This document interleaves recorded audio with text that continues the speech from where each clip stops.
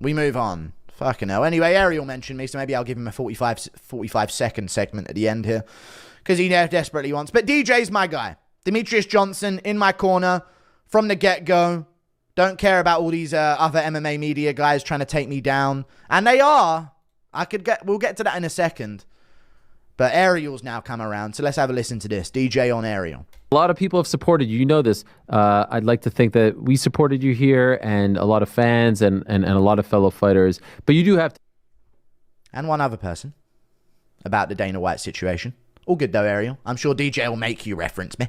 Admit, no one supported you more than Dana White. I mean, you would say...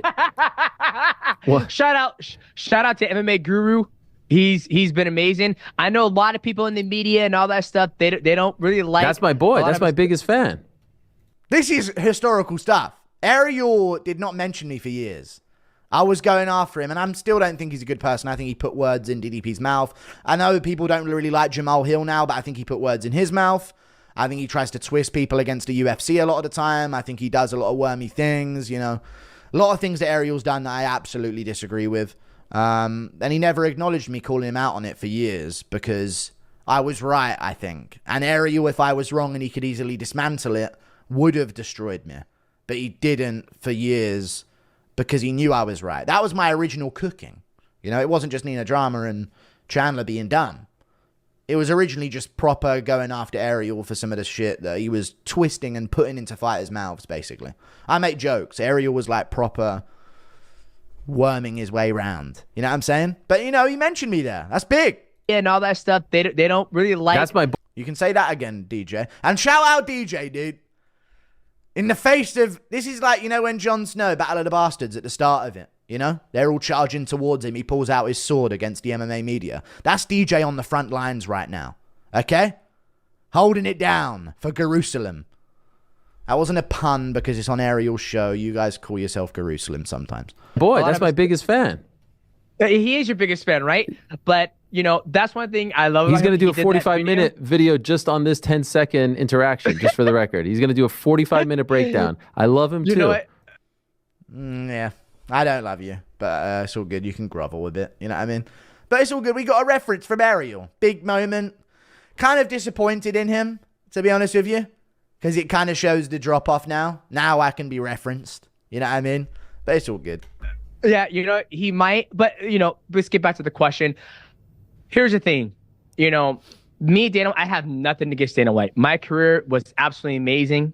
He gave me an opportunity to fight on one of the biggest organizations in North America.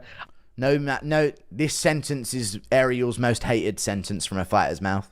I made my name there. I wish him nothing but the best. I hope, you know, the company keeps doing well and I keep killing it, right? But, you know, he did support me, but, you know, he did shit on me a couple times. And who hasn't Dana White shit on? He shit on John. He shit on everybody. I'm sure MMA Guru can do a video and he would take the time to look at every interview that, you know, Dana White's done and to see how many times he shit on his champions. I was going to say he hasn't shit on me. Well, you're not a champion. That's why he has shit on you before. Yes, of course he has shit on me. He has. But, you know... And then it sort of ends there. Ariel mentioned me. It's cool. We got a mention out of Ariel. I ain't collabing with you, little bro. We ain't cool now, but you still did what you did. I don't know if this is... Because he then joined my chat and started saying, there he is, as predicted, right on cue. You always deliver, Bubba. And he was saying, like, oh, he was in the title of my stream. I'm just doing the algorithm. You know what I mean? But it's all good. There he is, as predicted, right on cue. You always deliver, Bubba. And then he was saying other things like, always can count on you to be my biggest fan. Sarcastically ripping me for basically putting his name in my title for views because he's angry. That's how YouTube works. I'd rather just have a name of someone in my title for views than just constantly need every fighter on the fucking roster in a stream at once for any type of views. But it's all good. We ain't collabing, lil bro. That's all I got to say about the Ariel situation. But again, Chandler thing, like, I guess I can just give a consensus thing. Like, I'm making jokes. I'm going to make jokes. You guys like them. I don't care what anyone else really thinks. Most people that saw the thing found it funny. So I'm glad. This is probably great exposure. I'm not going to change.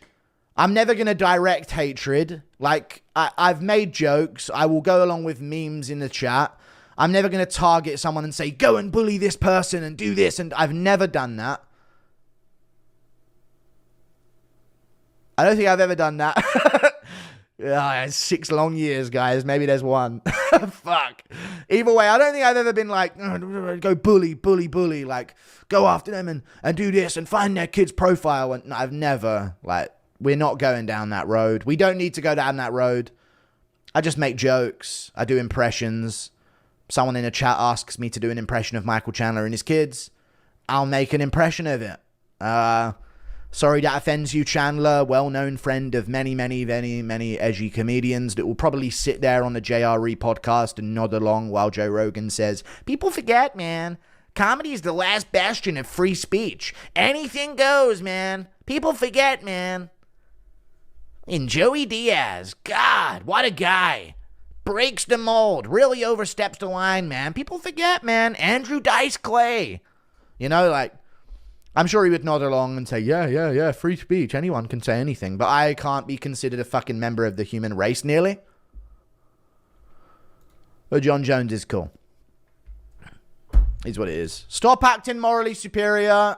I'm probably done referencing fighters that mention me after this, to be honest. But it just gets millions of views. So I kind of like, I'm dumb not to at that point.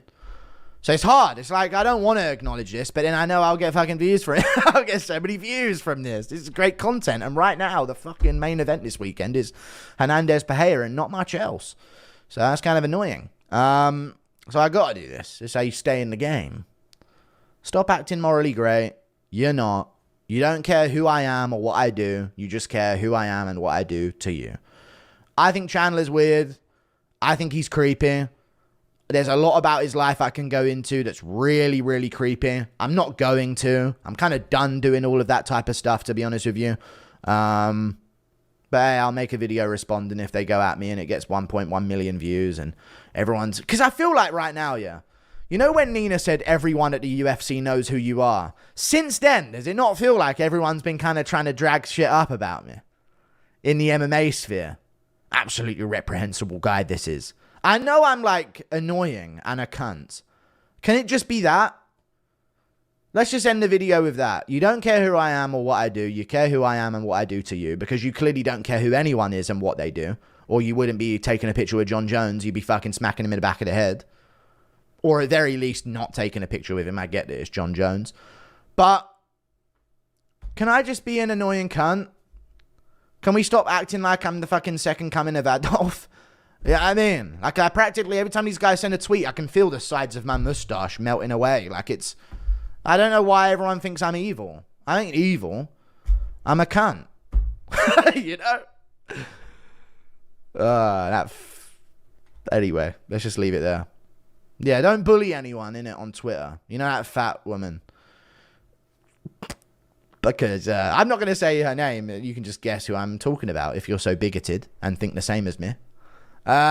She's been on like, every day like, they're messaging me about this. So don't do any of that. Don't do anything. Never told you to in the first place. Don't know why you'd be that much of a cunt. I don't even think it's you guys doing it.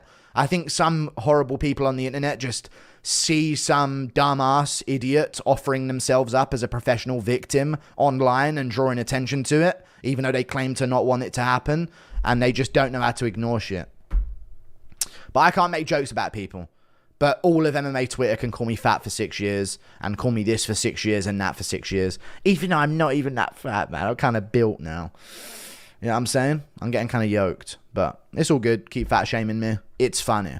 And I would never tell you not to because I like making jokes about people as well. Because it's fucking funny.